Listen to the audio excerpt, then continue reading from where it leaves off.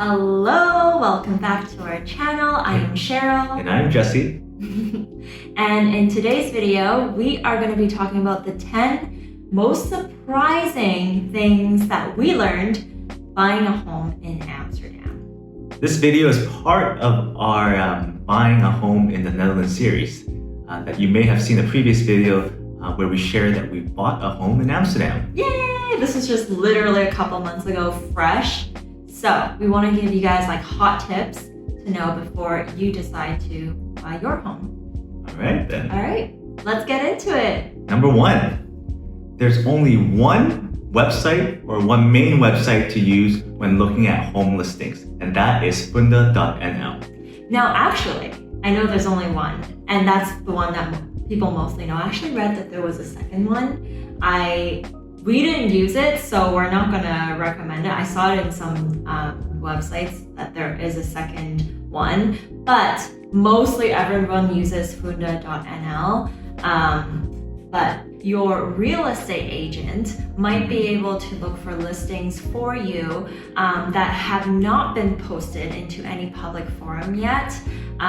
So that's also a possibility of where you can find listings in Amsterdam. Number two, mortgage approvals. In other countries, it is very common to get a pre-approval on your mortgage before you look at a home and place your bids. In the Netherlands, it's slightly different. Yeah, so I don't think it's common at all. I think it is possible, but it's not common at all to get a pre-approval on your mortgage, which complicates things a little bit because it makes you start to wonder whether you can actually afford the amount that you're hoping to buy or borrow the amount that you're hoping to buy. So that is something to be aware of, that you need to really reach out to your mortgage specialist or broker and get a good estimate by providing very accurate information of your income sources at that time and loaning abilities, so that they can give you, a good approximate, but there is no pre-approval process within Amsterdam. Number three, using a makelaar, also known as a real estate agent, is not mandatory as a buyer. It's very common here in the Netherlands for people to just see the homes themselves and place their own bids and go through that whole process without using a real estate agent, which is mind-blowing for us because back in Canada, people don't buy or sell without a real estate agent at all. Yeah, it's and maybe it's like the DIY mentality in Amsterdam or in the Netherlands. I'm not really sure, but if you want to save some money, because getting a real estate agent, even when you're buying a place, does cost quite a bit of money, usually about, a couple percent of the buying price. We'll put on the screen some sample pricing that we've seen from different makelaars. Yeah, for us, it was definitely a plus and mandatory in our opinion to use a makelaar, especially as an expat.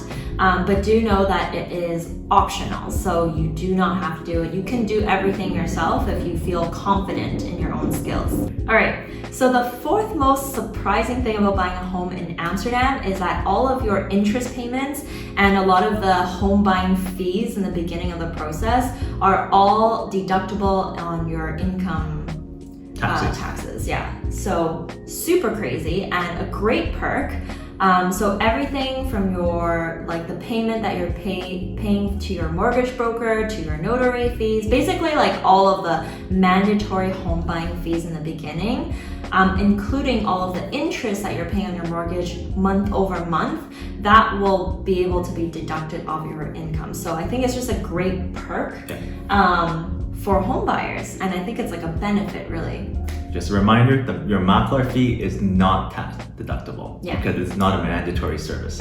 So unfortunately, if you really do want to save money, then maybe makelaar is an optional choice for you.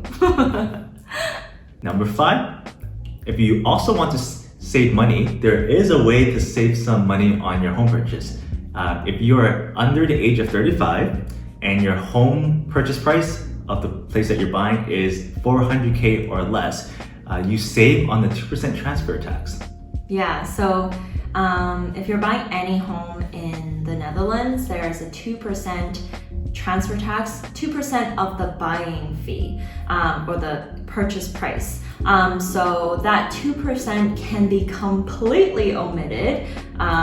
Again, if your home is under 400k euros, which is very difficult to find, by the way, if you're buying within the core of Amsterdam. So for a lot of cases, for a lot of people, this probably would be a perk that you can't take advantage of. But let's say you buy a little bit outside of Amsterdam, or you just buy a smaller apartment within Amsterdam, it is definitely a possible perk that you could benefit from. So make sure to look into that.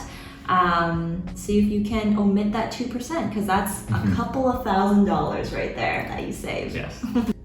Number 6, there is a 3-day cooling period once your bid is accepted. So let's say you fell in love with this home after a open house. You put in an offer, you win the bid. However, maybe the next day later after you win the bid, you change your mind or you start to have some doubts. The good thing for you is there's a 3-day period where you can opt out without having any penalties. And without any reason. You can just say, nope, not interested anymore. You don't need any reason to back out of your accepted offer. And so the reason why this is surprising is because this whole time in Vancouver, when you're buying a home, that's our only other experience is having the experience of looking for an apartment in Vancouver, Canada. There's no cooling off period. So meaning if you purchase your home, if you make an offer on a home and it gets accepted, it's yours. So you might have to pay a fee if you're I can't afford it or whatever, and you want to back out of it, you're going to pay a ton of fees. But in Amsterdam or in the Netherlands, you get that 3-day cooling off period, which you get that high once you get your offer approved and you're oh my gosh, I'm a homeowner. Technically not yet until you pay anything, but you get that 3-day to kind of settle in, is it really what we want? Is it really the right purchase? Can we really afford it? You get those 3 days to kind of make that If the decision. buyer's remorse kicks in, you have it out within the cooling period of 3 days. Exactly. Number 7, ground lease. Yeah, so this is a bit more of a complicated topic, so I definitely do your own research and don't take anything that we say in this video as personal advice for you. But basically a lot of homes within the Netherlands have what they call a municipal ground lease on it. Again, we're going to provide a lot of links for you to read on this yourself, but how we understand it is that a lot of homes within the Netherlands, the ground is actually owned by the municipality, meaning that when you're purchasing the home, you are owning just the home itself and not the ground. And so the city will own the ground, and in order to buy the apartment or the home, you'll need to pay a ground lease, so kind of renting the ground while you're living there. That's an extra monthly expense for you. So if you do not want to be paying that monthly ground lease amount, there are a couple of options. We know some of the ground lease, even though there is a ground lease, some of them have been paid out for the next 30, 40 years or more. And so if you plan to move within the next 30, 40 years, then you might never have to pay it. But do know that if you're selling it 10 years later, the next person you're selling it to will be thinking about the same thing, do I want to pay a place where I have to pay the ground lease in 20 years? So keep that in mind. And there are other places, which was a requirement for us, where the ground lease was completely paid off eternally. So we didn't want to deal with having to pay for the ground lease ever, or have to worry about selling a place that will have a ground lease. So we made sure to look at only listings where the ground lease was paid off eternally. So when you're looking at listings on Funda, there will be certain sections in the description, as well as in the sections at the bottom where it says ground lease paid off eternally, or ground lease paid off until 2025, or ground lease paid monthly, basically. So make sure to read that section and include that into your calculation when you're deciding whether you want to, whether those that payment is worth it for you. Because that is on top of your monthly mortgage, your monthly BVA if you're part of a BVA, and also BVA is like strata. Yeah. And it's also on top of your property taxes that you pay every year as well. Yeah, so lots of fees and taxes to consider. So make sure you take this into account when you're looking for your dream home. Number 8, in the Netherlands, a down payment is not required or mandatory, which means that banks or mortgage lenders can give you up to 100% of the value of the home. This is crazy. Yeah, it's super crazy because we came from a place called Vancouver, British Columbia in Canada. And over there, well, not always, but it is recommended to put down at least 15 to 20% down payment, or else you'd be paying a ton of fees, like it'd be hard to get a mortgage from a big bank. But in Amsterdam, they will lend you up to 100% of the value of the home, which means that opens up the buying opportunity for a lot of people who haven't had big sums of cash saved up. Because 15 to 20% of a home, the value of the home, can sometimes be over the 100Ks, 6-digit numbers, right? That's a lot of cash to be saving up for just to be able to live somewhere. When we moved here, we realized that there's no down payment. Obviously, if you have cash and money saved up, you should definitely consider putting it into your home because that would bring your mortgage payments down. But you can lend up to 100%. So definitely an option to look into when you are considering getting a mortgage in Amsterdam. Yes. Number 9, most buildings in Amsterdam and in the Netherlands are quite old. They could be 100-year-old, 200-year-old. So keep that in mind because if you're looking for a house or an apartment, chances are you're looking at an old home, not a home that's been built in the last 10 years. The reason why we put this in here is because our personal story, the building that we moved into is 60 years old. And when we were looking at the listing, like a lot of these old homes, they have been completely renovated on the insides. And so when you walk into a home in a building, sometimes they look so new, you would never guess that they're 60 years old. And we come from a place in Vancouver, it's a super young country, it's 150 years old. And so most homes are 10 years old. If they're over 15, you're like, this is an old apartment. And so for us, when we were thinking this is a new home, we would be thinking this is under 10 years old. And so when our makelaar told us about this apartment, she was like, oh, we found this place. It's super new. It's very modern. It's such a new building. And in our heads, we're like, new building? Okay, 5 to 10 years old, maybe, or less.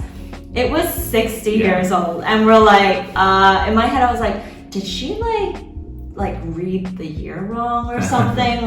How can this be a new building if it's 60 years old? It's young in the context of Amsterdam and the Netherlands. But the good thing is the buildings are built to last in this country. So even if you're buying an old building, most likely, obviously make sure you do your due diligence, get it checked, they're built with good quality. Yeah. Our final tip, buying in the ring versus buying outside of the ring in Amsterdam. Makes a big difference. Makes a huge difference. Okay, so we didn't know this when we were looking at listings. We were obviously looking at the center, near the first 5, 6, 8 rings of Amsterdam. And that's a hot commodity, right? Everyone wants to live close to the center. And we were looking at housing prices, they were quite expensive. And then you start looking further and further out of the rings, and you realize there's a huge price drop once you get literally right outside of the 10th ring. Is it 10 rings? A10 ring. A10 ring. Yeah. So there's a huge price discrepancy within 5 minutes within the ring and 5 minutes outside of the ring. So we were wondering why is there such a huge price drop? We did talk to some other people just to ask why. And don't fact check us on this. This is just word of mouth, just observations. I think there is a lot of, and if you're Dutch and you're local, tell us if you feel this way. But what we heard is it's kind of like a class thing, would you call it? Or like status. Yeah, a status thing. Like if you live within the rings of Amsterdam or the center rings of Amsterdam, it's kind of like a status thing where like, you know, you're living inside the ring, so to say. And so once you're even like a couple minutes outside of the ring, like you're now technically outside of the ring. So you're not within that status class anymore, even though you're literally like 5 steps outside the ring. So I don't know if that's true or not, if that's really how it's perceived, and if that is why housing prices go dramatically lower right outside of the ring.